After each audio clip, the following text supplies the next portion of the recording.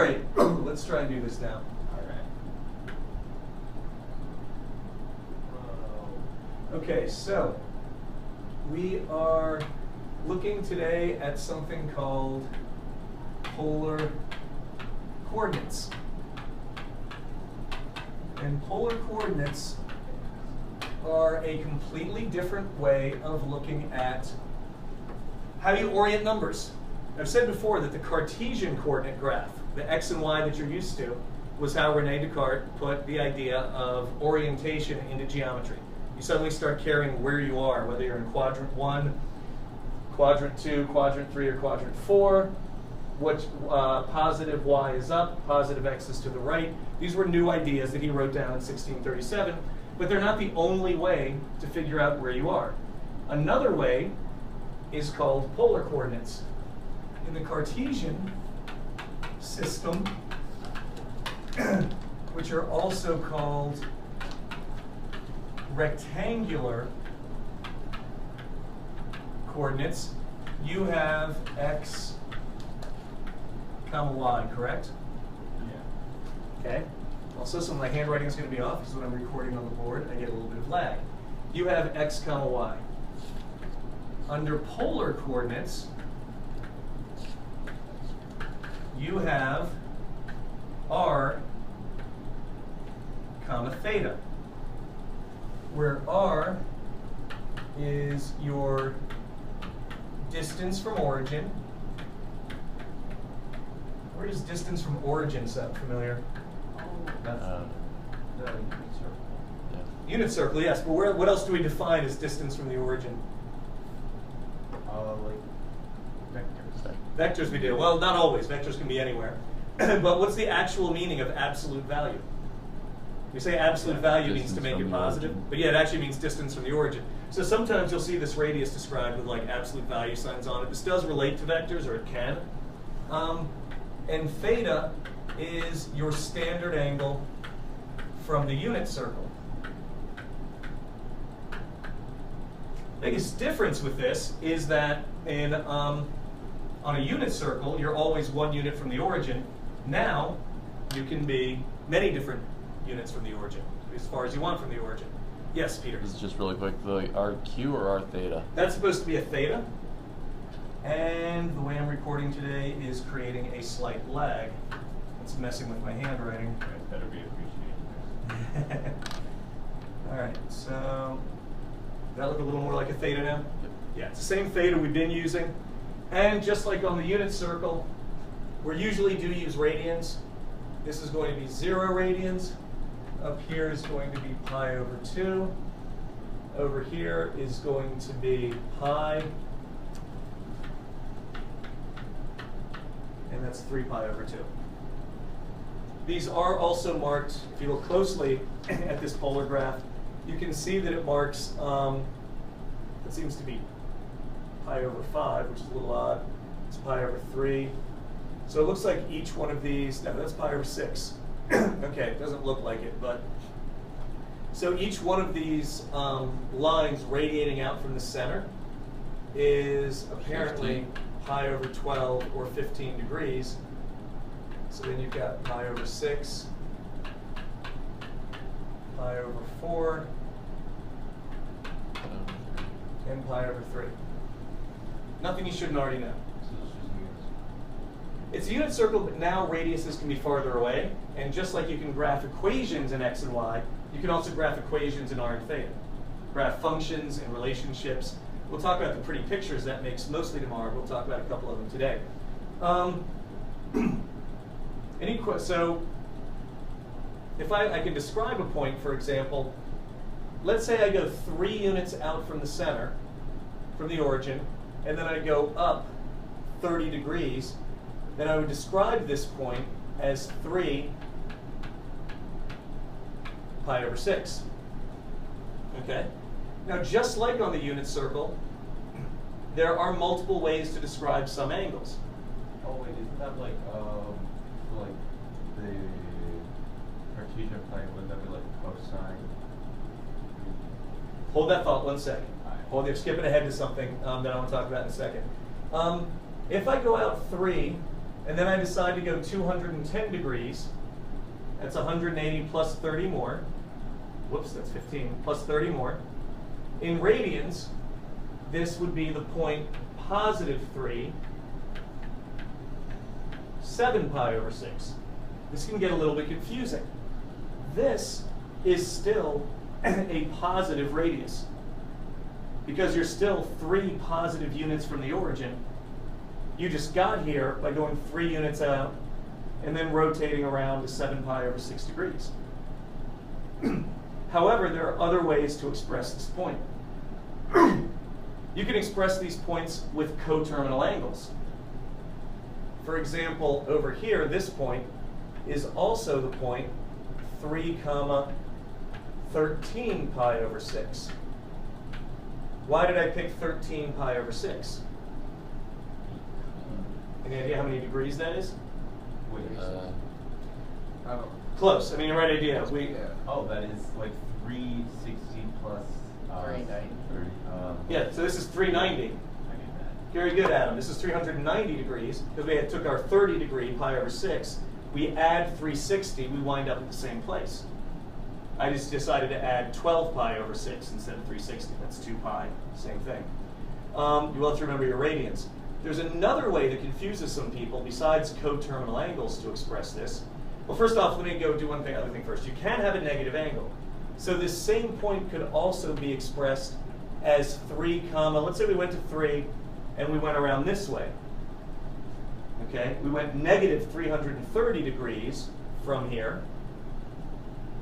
That's negative 11 pi over 6. These are all different ways You just put to pi refer to over this 6. point. Ah, I did forget the 11. Thank you. You wrote the 11, but then you thought you were writing pi. You know, I think that's exactly what my brain did. That's not what I mean to do, so let's go back. There may be some editing here. Hang on one second. Pause for technical. There we go. Okay, got it back. Let's try this part again. Negative 11 pi over 6. Thank you, Zach. Okay, now, there's another weird way you can express things. Let's say I go out 3 units, and then I go up 30 degrees, and then I decide to hop 180 degrees over to here. Another way I can express this point is the idea that I was at a 30-degree angle, pi over 6, but I decided to go in a negative direction. So this point here is also the point negative 3 pi over 6. It's as if I took my radius of 3 up to a 30-degree angle, and then I flipped it in the other direction. Similarly, this point over here, because we haven't written this enough ways, could also be negative 3, 7 pi over 6. That expresses the idea that we were sitting here at 3 plus 7 pi over 6, 3 units away from the origin at a 210-degree angle, and we just decided to flip the radius and make it negative. So you can use a negative radius, and then your angle is 180 degrees off from wherever you started. So these are some of the ways, the literally infinite ways, we can express these 2 points. We can express them in terms of a straightforward positive radius and an angle. That's the most common. For example, go out 3, go up 30 degrees, and you're at 3 pi over 6. Or go out 3, go around 210 degrees, and you're at 3, 7 pi over 6. Or we can express them in terms of coterminal angles. Or we can express them in terms of negative radius, where the angle is 180 degrees, what you would think it is. So I go up to 3 pi over 6 and decide I'd rather be down here, and I'm at negative 3 pi over 6. This can get confusing, but these are all different ways to express these points. Any questions on those? No? Okay, then let's take a look at some of the other things you have to deal with. I'm going to do this intentionally.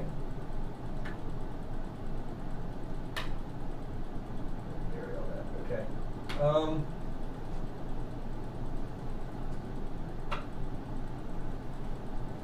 guys are going to have to be able to switch back and forth between polar and rectangular coordinates. So we're going to talk about some, nope, not what I meant to do at all. Okay. So you're going to have to be able to switch back and forth. We're going to have to talk about some conversions. Like how do you convert from one to the other? Zach, you started to say this a minute ago.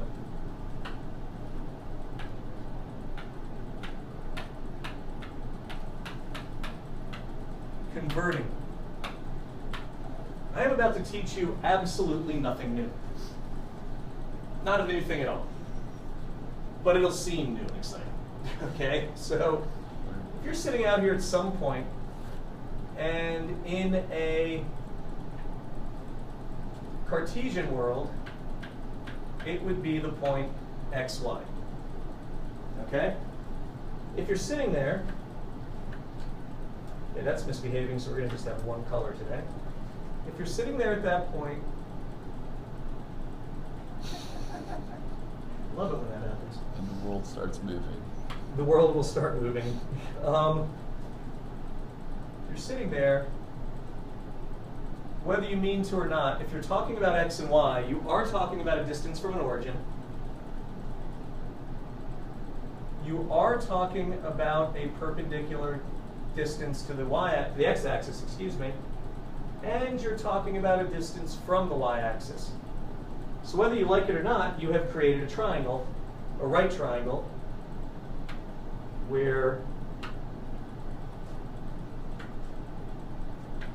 this length is x, this length is y, it is a right triangle, this angle is theta, and that distance is r, your radius or your absolute value, your distance from the origin. So every time since the 7th grade or so you've been graphing xy points, whether you knew it or not, you were setting up this situation. Okay? And between algebra and geometry, maybe a little algebra 2, you should have already learned all of these relationships. For example, what's the relationship between x, y, and r, the distance from the origin? A squared plus b squared equals c squared. The Pythagorean theorem says that r squared is going to be x squared plus y squared. So that's how you can find a radius. What's the relationship between y, x, and theta? Tangent. Somebody knows this trig. The tangent of theta is going to be y over x. Hey, physics kids, what do these look like? Oh, yeah. They look like vectors, don't they? Magnitude of a vector is x squared plus y squared. The direction of a vector, you said, was the inverse tangent of y over x. What's the difference between this and a vector? Well, a polar coordinate is locking a point to a place in space. It is orienting it. For vectors, location never matters. For polar coordinates, the location does matter. But there is a strong relationship between polar coordinates and vectors. They can be helpful to help you remember things. Okay, so what else is true about this relationship? How would I describe x in this case? How would I just describe this x length in terms of polar coordinates? Cosine. What about cosine, more specifically? Cosine of theta would be? R times cosine theta. Very good. X is r cosine theta. So if I hand you a polar coordinate with an r and a theta, you can find x. Y is going to be what? Sine, probably. Yes, y is the opposite of theta. The sine of theta is y over r. So y is going to be r sine theta. This ties in with something I told you guys about the unit circle. On the unit circle, you should always associate cosine with x and sine with r. Peter, I think it was you and Stephen on one of the first days made a mistake on the unit circle of assuming you were not on the unit circle. You assumed you were on the unit circle when you weren't. Whatever. Basically, I think I made it said at the time, you guys were starting to trip over polar coordinates and you didn't even know it. This is how polar coordinates work. You're not on the unit circle, but if you use your imagination, everything you know about the unit circle will help you. The cosine always associates with x. Only now, on the unit circle, x is the cosine of theta. Now, because we might be on a larger circle, we have to multiply that by r, which you can also say means the radius of the circle on which a polar coordinate lies. These four relationships should let you, if you're clever with your trigonometry algebra, switch back and forth between x between polar coordinates like r cosine, r and theta, and x and y, and how to find r and theta if you know x and y. I'm assuming we need to be in radians. If I let you use the calculator to graph anything, yes, you do. If I don't, it won't matter. But yes, if you're going to graph these, your calculator does have to be in radian mode. Good call. I'm just going to show you one more quick thing, and then let you practice the. Let's see. Let's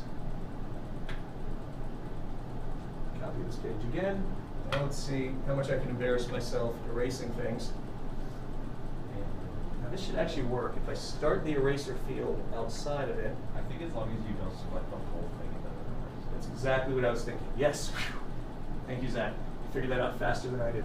Okay. All right. Now, excuse me. The first few polar graphs.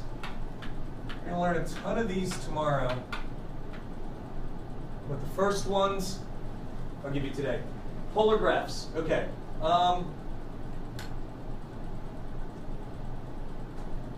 First, your simplest rectangular graph. If I say rectangular, what am I talking about? Cartesian. Cartesian, very good.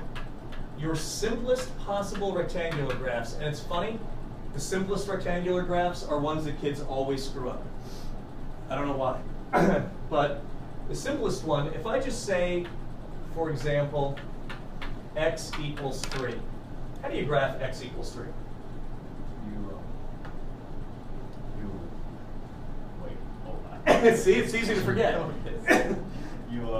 It's just straight up and down, like a line. It's a vertical line, and where does it hit the x-axis? On 3. On 3, yeah. I knew that. But people always hesitate on that one. It always cracks me up just how much. Wait, wouldn't it? Yeah, so x equals 3 looks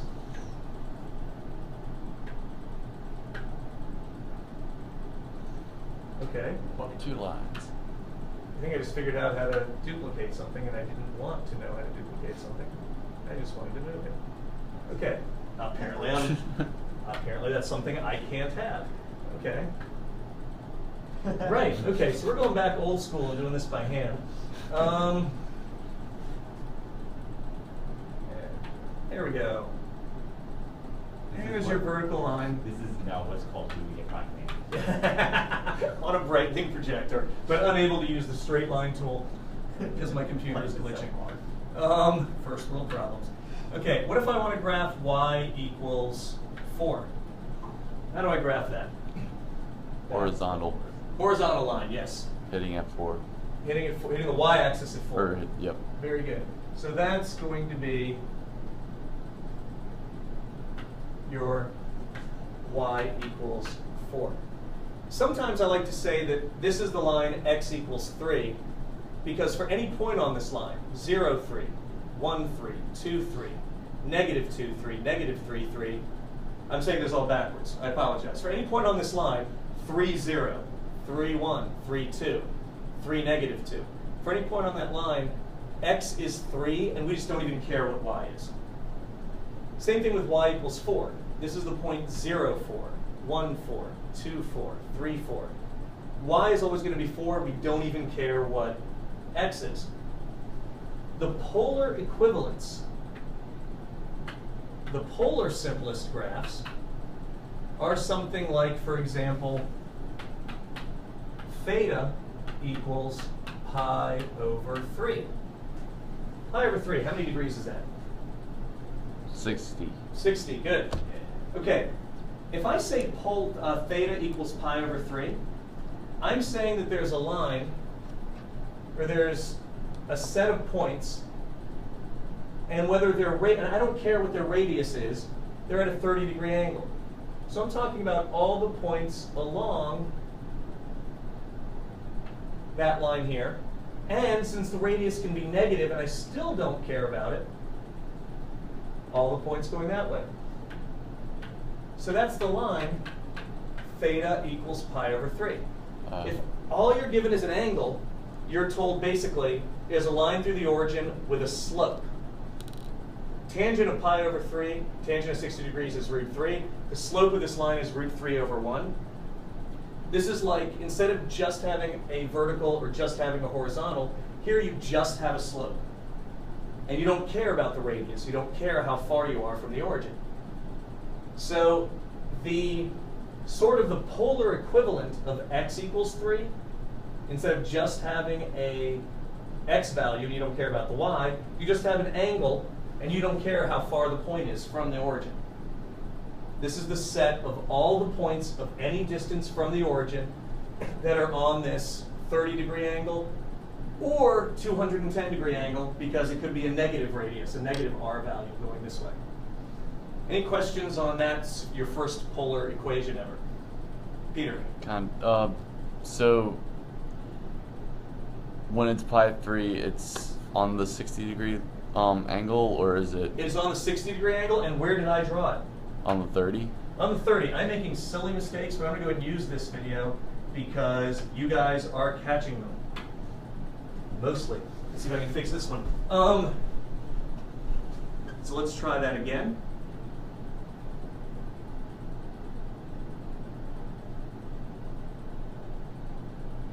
And we'll... Okay, there we go. So now, Peter, let's try this again, and you're going to tell me if I draw it correctly. Right. All right. Pressure on Peter. And let's see. Now if it'll let me change colors. I think so. Do it that way. Okay. So let's see, the 60-degree angle. So we were actually talking about the line Up.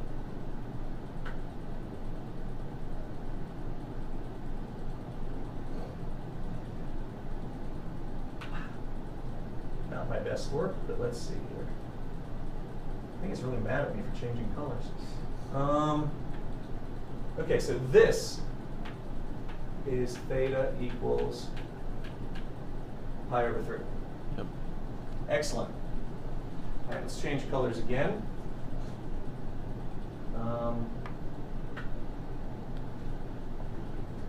Okay, now let's talk about another.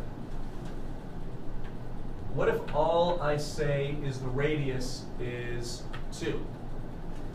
I say the radius is 2 and I don't care about the angle. I assume it's 0. Nope, it's any, well, let's see, wait a minute. When I said x equals 3, did you assume that y had to be 0? No, I guess No? Okay. When we said y is 3, we said, yeah. Wait, so it's just like a circle, like a... say that again. Wait, it's like a circle around the 2? Yeah. If I say r equals 2, and I don't care, that's like saying the radius is always 2, and I don't care about the angle, Oh.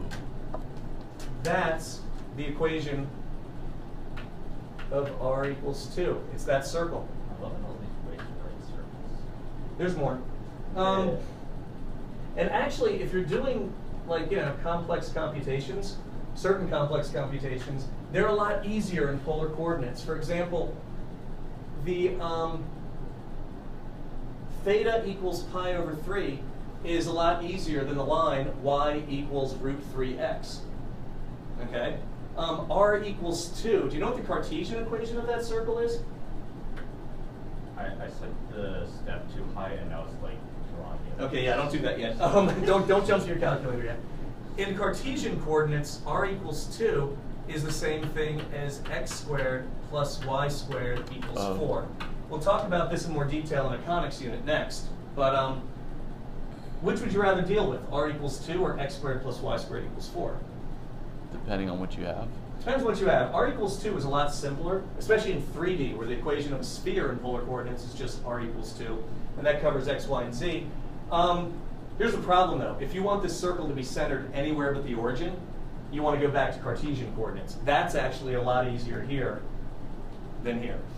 But if you have a circle centered at the origin, polar is the way to go. Same thing with this theta equals pi over 3 line. As long as your line goes through the origin, that's fantastic. If you're the one aligned to intercept the y or x axis anywhere else, Cartesian is probably the way to go. Depends on what you want to do, but you're going to learn both and how to convert. And that should get you through tonight's homework okay. I'm going to clean up this section of the graph a little bit. Zach has discovered what his calculator can do. This is a magical, magical moment for him. And let's see that line. Any questions on polar coordinates as an idea or anything else? You guys think you can handle that?